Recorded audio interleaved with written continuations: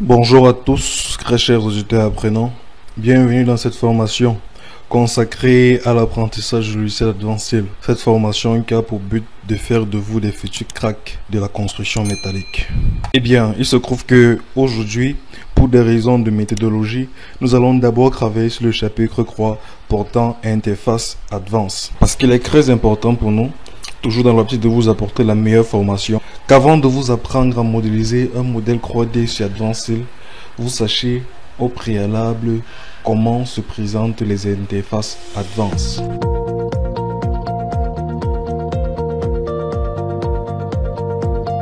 Cela implique premièrement de savoir démarrer le logiciel Advanced, de reconnaître les interfaces utilisateurs Advanced, de savoir comment les utiliser et à la fin de savoir créer des objets Advanced. Et rien qu'après cela, nous pourrions logiquement aborder ce chapitre 2 portant modélisation d'un modèle 3D sur Advanced. Joseph Joubert, grand littéraire français, disait « On est correct qu'en se corrigeant ». Vous l'aurez donc compris, dans cette vidéo, nous allons nous appesantir sur le chapitre 3 portant sur les interfaces d'Advanced. Ok, nous allons donc commencer par le démarrage d'Advanced. Pour démarrer Advanced, nous allons tout simplement double-cliquer sur l'icône Advanced qui s'affiche sur notre bureau. En supposant que vous l'ayez bien installé, bien sûr, cette page-ci va s'ouvrir et on aura cette partie-ci qui nous demande de débuter un projet. Ou alors nous allons venir sur cette partie de l'interface que nous allons appeler la barre d'outils d'accès rapide. Et nous allons cliquer sur cette option-ci, nouveau. Cela ouvrira un nouveau projet. Mais avant, Advanced ouvrira automatiquement ce dossier-ci, où nos gabarits sont stockés. Nous allons donc cliquer sur le gabarit ASTP, AS Template, qui est sous la forme de gabarit de dessin DWT, et cliquer sur Ouvrir. Advanced s'ouvrira donc dans cette vue tridimensionnelle isométrique et l'interface utilisateur apparaîtra, comme vous pouvez voir là. Le système de coordonnées SKU sera actif, ce système-ci, est réglé sur le système de coordonnées général. Donc, toutes les entrées de coordonnées se réfèrent au SKU. SKU qui signifie système de coordonnées utilisateur. Nous allons donc continuer en sauvegardant déjà notre projet. Pour cela, nous devons utiliser le bouton enregistrer de la barre d'accès rapide que voici. Cette interface s'ouvrira donc. Il est conseillé d'enregistrer chaque projet dans son propre dossier. Cela facilitera la gestion des fichiers. Dans notre cas, nous allons venir sur le bureau, sélectionner notre dossier OnMess Gold, créer un nouveau dossier qu'on intitulera modèle 3D et à l'intérieur nous enregistrerons notre projet que nous appellerons encore modèle 3D. Voilà, vous verrez notre projet a donc été enregistré. Advanced fournit un environnement complet pour modéliser et produire tout type de structure métallique. Cet environnement est subdivisé en 6 grandes parties. Premièrement, nous avons la barre d'outils d'accès rapide que voici.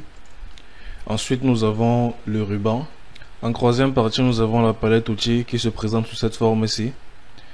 Ensuite, nous avons les lignes de commande au fond de l'écran à gauche. Au fond de l'écran à droite, nous avons les barres de commande. Et pour terminer, nous avons cette grande espace-ci qui est la zone de dessin. Parlons de la barre d'outils. Elle fournit un accès simplifié aux outils les plus fréquemment utilisés. Le choix des outils peut être étendu. Donc la barre d'outils d'accès rapide peut être affichée au-dessus du ruban, de la barre ruban à gauche de l'écran. On pourra être appelé à ajouter plus de commandes à cette barre d'outils. Pour ce faire, il suffit de faire un clic droit sur cet onglet triangulaire là et de venir sur plus d'options. Cette page-ci va s'afficher et nous pourrons sélectionner tout simplement les objets que nous voulons ajouter et finir en cliquant sur OK. Si un jour nous sommes appelés à ajouter une icône à la barre d'accès rapide, il suffit tout simplement de faire un clic droit sur une icône du ruban et sélectionner ajouter à la barre d'outils d'accès rapide. Vous avez vu là, c'est affiché. Si nous voulons retirer, on fait toujours le même clic droit et on met supprimer de la barre d'outils d'accès rapide. Alors, parlons des rubans. Le ruban Advanced Style contient plusieurs groupes de fonctions regroupées dans des onglets selon leur type. Dans le groupe de fonctions, les icônes sont regroupées en plusieurs lignes et les fonctionnalités fréquemment utilisées sont présentées par des icônes plus importantes, comme ici. Certains onglets de ruban contiennent soit des icônes, comme ici, soit des menus déroulants. Les icônes déroulants ont un triangle noir sur le côté droit, comme ici. Ils s'ouvrent lorsque l'on maintient enfoncé le bouton gauche de la souris sur ce dernier. Donc on a plusieurs menus déroulants comme vous pouvez voir là. Ensuite nous avons la palette outils. Ça s'ouvre, ça s'affiche automatiquement lorsqu'on démarre l'interface Advanced Style. Vous pouvez voir là, on peut l'agrandir, soit le réduire. Il contient plusieurs fonctionnalités complémentaires aux autres outils disponibles dans le ruban Advanced Style, tels que copier, coller, déplacer, miroir, rotation, et aussi d'autres outils Advanced Style très utiles, tels que copier les propriétés, dupliquer, modifier le SKU et bien d'autres. On aura le temps de découvrir. Et dans le cas où vous le fermez malencontreusement, vous pouvez le retrouver ici dans les rubans sous l'intitulé Advanced Style Palette Outils. Vous verrez automatiquement réapparaître. Ici nous avons la ligne de commande. La ligne de commande peut être ancrée en utilisant le clavier. Tel que si je veux par exemple utiliser l'option copier, je saisis là et je tape sur ancrer. Alors je pourrais copier et coller tout ce que je veux. C'est assez pratique. Ici nous avons les barres de commande. Les barres de commande affichent des informations concernant l'état du programme au cours des différentes phases du projet. Elle contient aussi des fonctionnalités qui donnent accès à des configurations de certains paramètres, à savoir les modes d'accrochage, le contenu, des infos bulles, les SKU et les unités de travail. Comme vous pouvez voir là. Là ce sont des accrochages. Là ce sont des paramètres et plein d'autres options qu'on aura le temps de découvrir.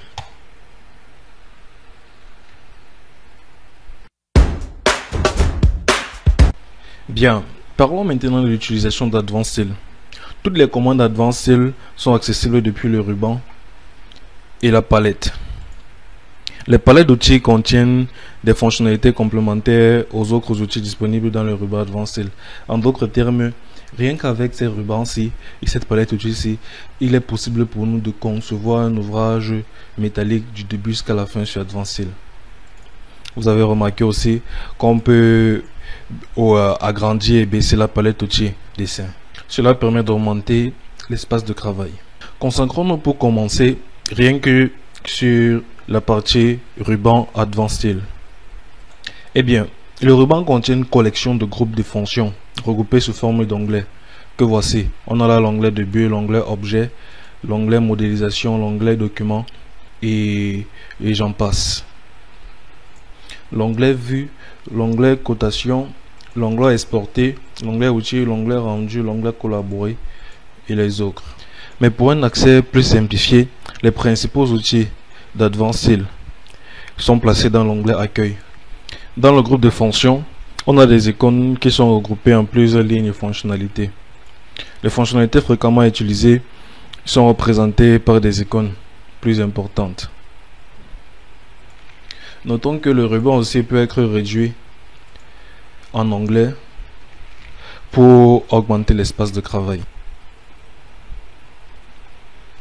Aussi, certains groupes de fonctionnalités peuvent être agrandis en cliquant sur les flèches en bas à gauche, tel qu'ici, et là aussi.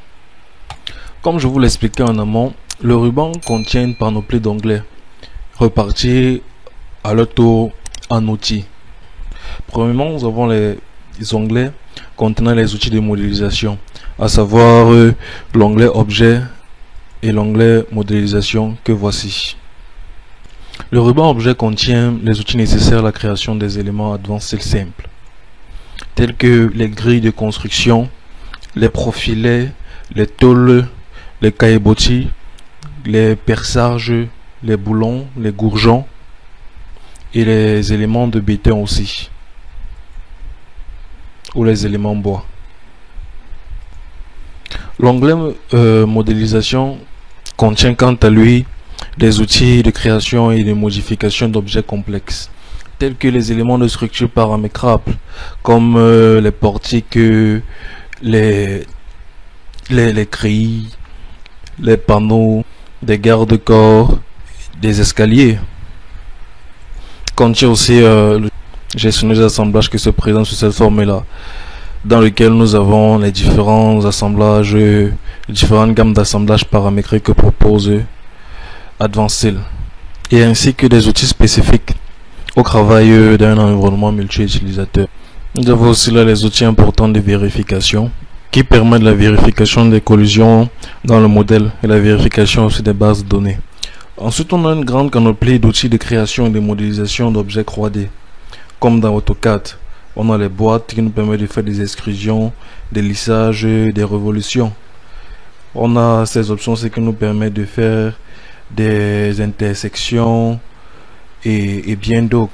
Dans cet onglet modélisation, nous donne accès à tous ces outils-là qui permettent d'être assez créatifs dans la création d'objets standards comme d'objets complexes. Ensuite, nous avons les outils de dessin qui sont stockés respectivement dans les onglets documents et les onglets cotation et label. En effet, tous les outils nécessaires durant le processus de création des plans sont regroupés dans ces deux onglets du ruban. L'onglet document qui contient toutes les commandes concernant le repérage, la création rapide des plans, ainsi que la gestionnaire de documents et les outils graphiques, permet facilement à la fin de la modélisation de notre ouvrage de générer des plans et de générer des listes. Comme vous pouvez voir là, on a cette panoplie d'onglets que nous propose ce ruban. Et ensuite, toujours dans cette gamme d'outils de dessin, nous avons l'onglet ruban cotation et label qui contient les outils de gestion, de processus de fabrication et révision, ainsi que des outils de création tels que des codes, des labels, des symboles de niveau, etc. Continuons de parler des commandes Advanced. Les autres commandes Advanced, comme on le disait en amont, se trouvent dans cette palette-ci, appelée palette outils. On a là tous les éléments qui nous permettent de dessiner. Comme dans AutoCAD, on a l'onglet l'outil déplacer, l'outil copier, l'outil décaler, l'outil rotation 3D, l'outil miroir 3D, l'outil miroir 2D. Et voilà, l'outil qui nous permet de faire des congés. Donc si on a appelé à modéliser par exemple des ouvrages, des dessins en filière, on a cet outil qui nous permet de faire des raccordons comme dans AutoCAD.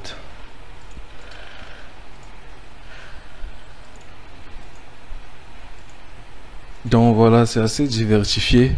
On a les palettes outils qui permettent maintenant de créer des objets plus complexes en 3D, de copier des propriétés, de dupliquer des assemblages. Voilà, de faire des mises en plan en créant des caméras, de créer des boulons, des platines, de faire des perçages sur des profilets, de modifier les SKU, les systèmes de coordonnées utilisateurs, utile lorsqu'il va falloir faire des mises en plan. Voilà, cet onglet c'est qui nous permet de faire des sélections complexes, des boulons, des sections et de les marquer ou alors de les modifier. On a cet onglet ici aussi qui nous permet aussi de créer des pots creux, de créer des cuboïdes, et on verra ce que c'est que des cuboïdes plus tard. La palette d'outils ici contient toujours des outils de création et de modélisation comme les rubans que nous avons vu tout à l'heure là. Vous allez aussi remarquer qu'à chaque fois que je veux lancer une commande Advance, en cliquant soit sur un bouton dans les groupes du ruban ou dans les palettes outils, la commande apparaît dans la ligne de commande que voici.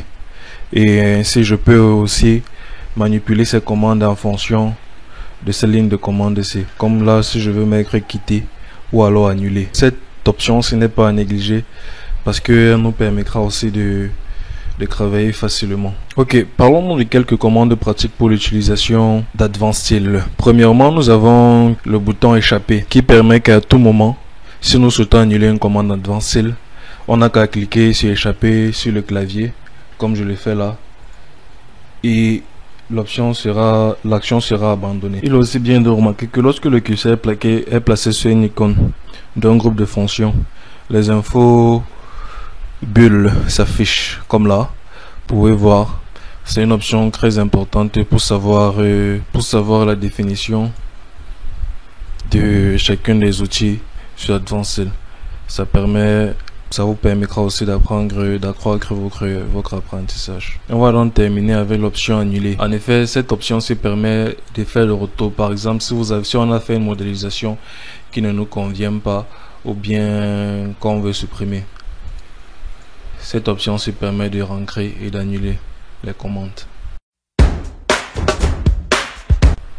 Voilà les amis, voyons donc maintenant comment créer des objets Advanced Style. Les objets Advanced sont créés dans l'espace 3D en utilisant les outils correspondants. L'orientation dépend du système de coordonnées utilisateur courant. En effet, lorsque vous saisissez le point d'intersection à l'écran ou en utilisant des coordonnées, vous déterminez la position et l'orientation de l'objet dans l'espace, comme voici. Essayons de créer un profilet en nid. Voilà mon profilet qui apparaît. Une boîte de dialogue s'ouvre donc, où s'affichent les différents paramètres, taille, géométrie, etc. Et si nécessaire, le style de dessin peut être changé. Et vous remarquez qu'à chaque fois que je modifie, c'est automatique. Cela s'applique directement sur l'objet. Donc avec cette boîte de dialogue, nous pourrons facilement modifier les caractéristiques de l'objet. Commençons par les profils du matériau. Là par exemple, si j'ai un IPE 300, je peux passer à un IPE 400. Si là je suis avec un métal, je peux passer en bois et je peux passer en béton. Il y a aussi la position de l'objet dans l'espace. Je peux changer les positions en fonction de mon point d'intersection, mon point d'insertion. Je peux aussi roter l'objet à souhait. Il y a encore plein d'autres, les repères, les données de fabrication, que si nécessaire je pourrais modifier. Donc dans cette palette aussi on a les informations complètes sur la section qu'on vient de créer. On a l'aire de la section, on a les différents moments quadratiques, on a la surface totale de la section, on a la masse de la section. Cela peut varier. Par exemple là j'ai une masse de 70,6 kg pour le IPE 450. Si je passe à un IPE 500, vous constaterez comme moi que la masse a changé à 106. Donc à l'aide de cette boîte de propriété objet, vous pouvez apporter toutes les modifications que vous voulez sur le produit, comme sur le type d'affichage ou bien les symboles, et les enregistrer et même les ouvrir dans un prochain projet. Mais à la fin, si vous voulez revenir sur le modèle standard, vous n'avez qu'à venir cliquer là, utiliser les configurations standards et ça vous ramènera directement aux propriétés initiales. Une fois vos modifications apportées sur les propriétés de l'objet, vous pouvez faire, et si vous avez envie de remodifier cet objet-ci, vous pouvez tout simplement soit double-cliquer sur l'objet en question, ou alors sélectionner l'objet et faire un clic droit et sélectionner la Advanced Propriété. Si vous voulez déplacer l'objet, c'est tout simple, il faut le toucher en maintenant le bouton gauche appuyé. C'est là aussi possible avec même les options objet tôle, comme voici. Je viens de créer une tôle et je peux modifier ses propriétés comme je veux et soit les enregistrer ou alors soit revenir en mettant utilisation configuration par défaut. Donc voilà les éléments créés, et aussi vous pouvez changer les objets de visualisation. en venant sur cet onglet-ci. Là, nous sommes en vue filière. On peut passer en vue conceptuelle. Vous voyez là, on peut mieux voir la tôle que nous venons de créer ainsi que le profilé. On peut aussi changer en passant en vue réaliste ou alors en passant en vue ombrée. Cela dépend de nous. Donc, j'aimerais faire aussi un petit point au niveau des calculs de dessin. Les objets advancés sont par défaut créés sur les calques actifs, mais aussi elles peuvent être également placées automatiquement sur des calques spécifiques avec des propriétés différentes. Cette action peut être définie dans le gabarit des dessins ASTP template qu'on a vu lors de l'ouverture d'un nouveau projet à l'aide du management tool d'Autodesk. Il se trouve dans l'onglet options que voici.